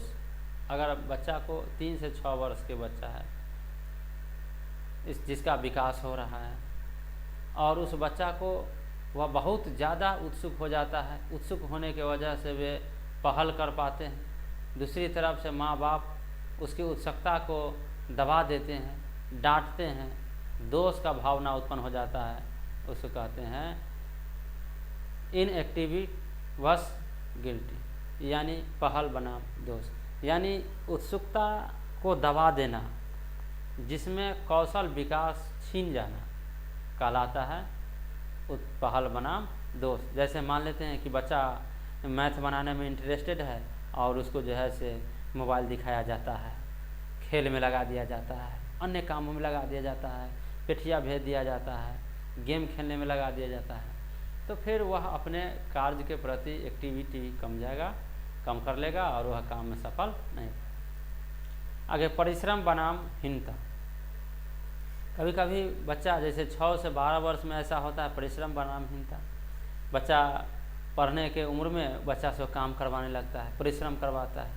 दूसरी तरफ अपने बच्चों को कोई काम दिया जाता है जिसको काम करने में उसमें पढ़ाई में योग्यता में कमी हो जाता है, इसको कहते हैं परिश्रम बनाम हीनता। आगे पहचान बनाम भ्रांति। अब यह 12 से 18 वर्ष के किशोरावस्था में होता है। इस उम्र में बच्चों में पहचान बनने की बहुत ज़्यादा उत्सुकता रहती है। दूसरी तरफ बच्चे उद्देश्यपूर्ण काम नहीं कर पाते हैं, जिसके पास सारे रास्ते खुल जाते हैं। जैसे मान लेते हैं कि अब पहचान बनाना है, इज्जत बनाना है, घूमना है, बड़ाई करना है, और इसके कारण जो है से पढ़ाई में कमी हो गया, भ्रांति उत्पन्न हो गया, तो ये भी जैसे खराबी हो जाता है।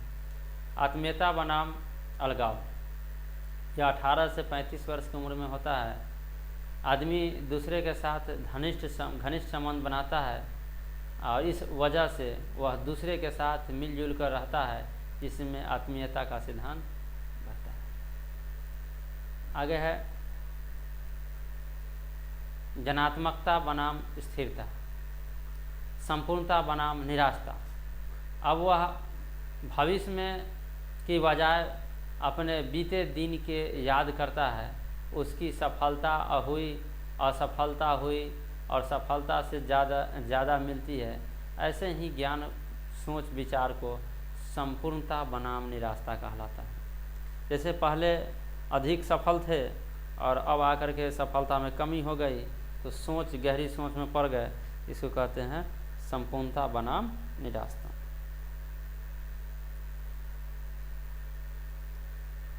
आगे है जीन पियाजे। CDP का सबसे महत्वपूर्ण व्यक्ति, बच्चों में संज्ञानात्मक विकास का सिद्धांत देने वाला विद्वान जीन पियाजे, और यह स्विट्जरलैंड निवासी है, स्विट्जर का विद्वान वैज्ञानिक है। इनका कहना है कि जीन पियाजे का मानना है कि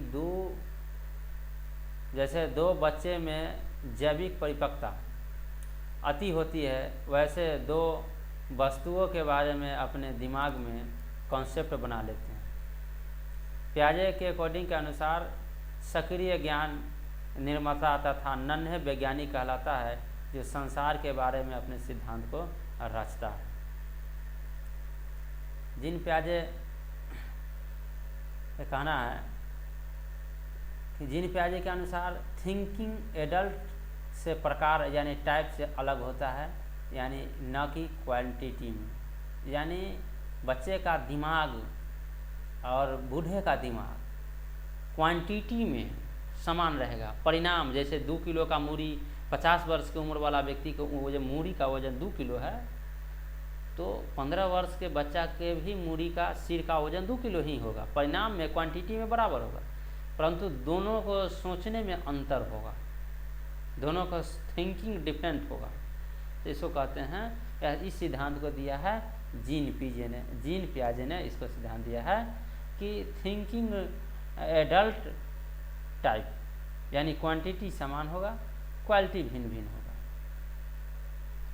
इसने कहा कि अनुकूलन का सिद्धांत जीन पियाजे ने दिया। अनुकूलन का सिद्धांत, एडेप्टेशन, वातावरण के अनुसार अपने को ढालना, बदलना, प्रतिक्रिया के रूप में कार्य करना, इसको कहते हैं अनुकूलन का सिद्धांत। यह जीन पियाजे ने दिया था।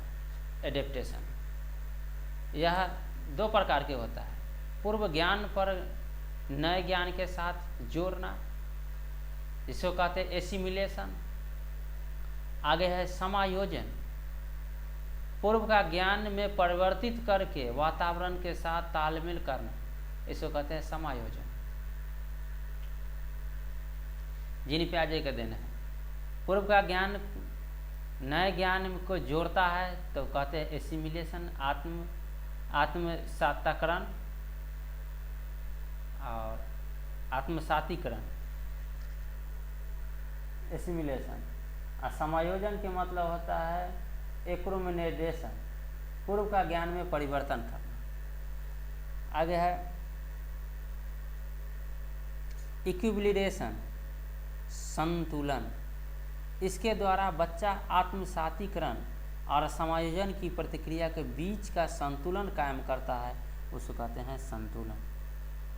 आगे स्कीमा क्या है? जीन पियाजे का थ्योरी है स्कीमा।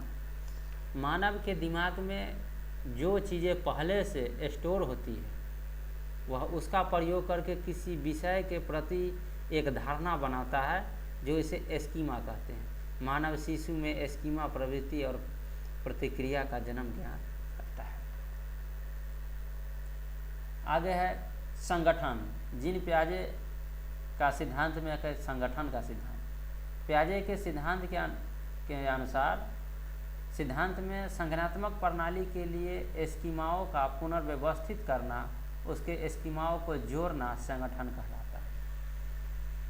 जैसे मान के चले एक व्यक्ति है तो शरीर में गोर, हाथ, आँख, कान, मुंह ये सब है, इसका नाम रख दिया गया अंग।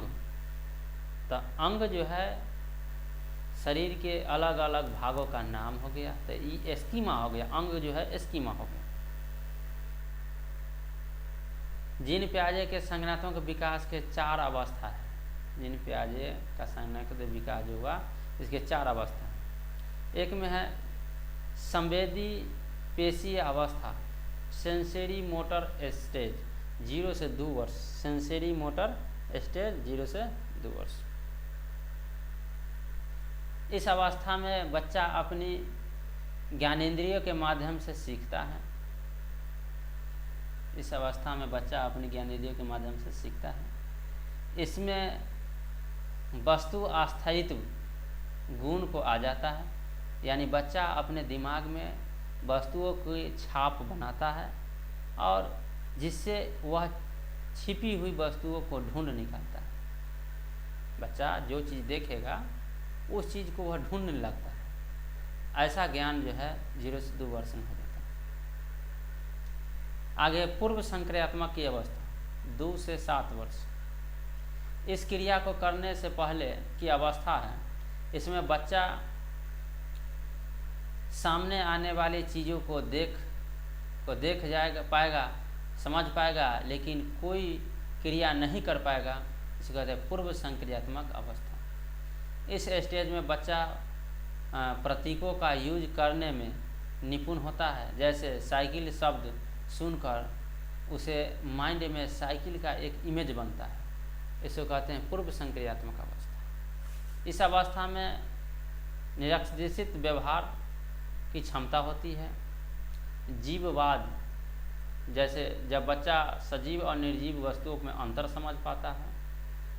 उसके बाद अहं केंद्रित होता है, यानी बच्चा सोचना शुरू कर देता है कि जो वह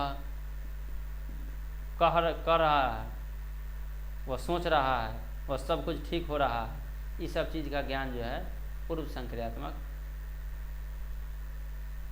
आगे है अपलटावी, जैसे बच्चा वस्तुओं की संख्या, समस्या आदि को उलटना पलटना नहीं सीखता है। इसे कहते हैं, यह जीन पियाजे का सिद्धांत है। मुद्रा, संप्रत्य, दूरी, भार, ऊंचाई, क्रम निर्धारित करने की योग्यता इसमें नहीं होती, इस अवस्था में नहीं होती है, कम ही होता है। केंद्रीकरण, इस समय में किसी वस्तु को केवल विशेषता पर ध्यान दे पाने की प्रवृत्ति होती है। संरक्षण का, अगर किसी वस्तु को साइज और शेप में चेंज कर दे तो उसमें कई प्रकार कोई प्रभाव नहीं पड़ेगा, यह बच्चा को समझ नहीं होता है। आगे है, अगला अवस्था है 7 से 11 वर्ष की उम्र में जो अवस्था है उसको कहते हैं मूर्त अवस्था, संक्रियात्मक अवस्था। इस अवस्था में बच्चों के सामने रखी हुई चीज़ों को देखकर कुछ सीखने की अवस्था होता है, चिंतन करता है, उसको कहते हैं मूर्त संक्रियात्मक अवस्था। जीन पियाजे का यह सिद्धांत है। जैसे अपलटावी, जीववाद, मुद्रा, भार, संरक्षण, क्रमबद्धता, योग्यता, इसी चीज़ का गुण आ जाता है। आगे है आगमनात्मक तर्कन। उसका अगला सिद्धांत है औपचारिक संक्रियात्मक अवस्था, यानी यह 11 से 15 वर्ष के उम्र में होता है। इस अवस्था को संज्ञानात्मक का सर्वोच्च अवस्था कहलाता है। इसमें बच्चा अमूर्त चिंतन करने लगता है, नकारात्मक तर्कन भी करने लगता है। इस पियाजे का आलोचनात्मक, इस सिद्धांत को आलोचनात्मक सिद्धांत भी कहा जाता है। पियाजे ने मानसिक विकार के चरण के क्रम में अपरिवर्तनशील बताया है, लेकिन अगर बच्चे को अच्छा वातावरण दिया जाए तो वह अपनी अवस्था की क्षमता में अधिक सीख पाता है। यह जो है जीन पियाजे का कहना है। ठीक है, आगे जो है से लॉरेंस कोहलबर्ग का नैतिकता का सिद्धांत। लॉरेंस कोहलबर्ग का नैतिकता का सिद्धांत है। कोहलबर्ग अमेरिका के एक मनोवैज्ञानिक थे। कोहलबर्ग जो है अमेरिका के मनोवैज्ञानिक हैं। उन्होंने नैतिकता का सिद्धांत दिया। जीन पियाजे संवेदनात्मक सिद्धांत दिया, कोहलबर्ग जो है नैतिकता का सिद्धांत दिया। नैतिकता के सिद्धांत कहता है यह वह गुण है जिसमें हमें यह सही और गलत का पहचान कर सिखाता है। समाज में हर परिवेश के पहचान कर पाता है, नैतिकता का सिद्धांत है। नैतिक दुविधा का सिद्धांत कहते हैं सही और गलत के बारे में ना डिसीजन न लेने की स्थिति को कहते हैं नैतिक दुविधा का सिद्धांत। नैतिक तर्कन सिद्धांत, सही और गलत के बारे में डिसीजन लेने में शामिल प्रतिक्रिया तर्कन कहलाता है। आगे कोहलबर्ग के नैतिक के 3 लेवल है, सिद्धांत का 3 लेवल है। एक में है प्राक रूढ़िगत नैतिक सिद्धांत 4 से 10 वर्ष। इसमें सही गलत के बारे में पता नहीं होता है। इस अवस्था में नैतिक तर्कन करने के लोग मानकों का अनुसार होता है, जैसे दंड एवं आज्ञा। दंड एवं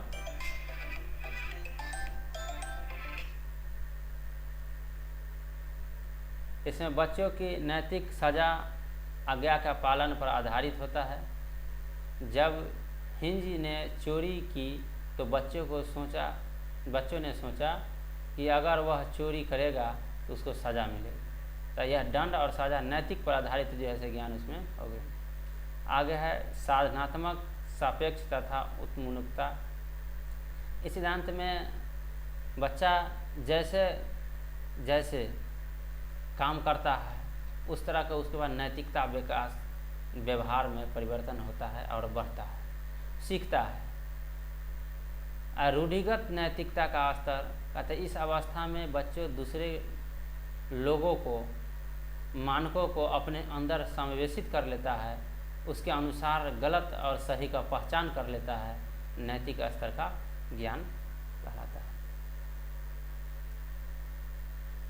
इसको दो भागों में बांटा गया है, अच्छा लड़का लड़की क्या उन्मुख, यानी अच्छा और खराब, दो प्रकार के।